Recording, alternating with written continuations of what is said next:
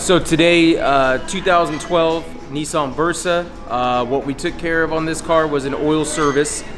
With our oil services, always our complimentary inspection, rotate the tires if necessary, and top off all the fluids in that. And then second to that, he was having air conditioning issues.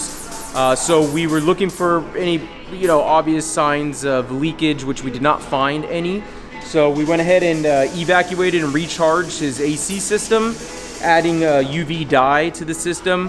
We basically do a 1-week follow-up and have him come back, and we'll look the vehicle over to see if we find the dye, and then there's our leak. So, but the vehicle passed all the machine's tests, so it was able to accept the charge, so it's a very small leak.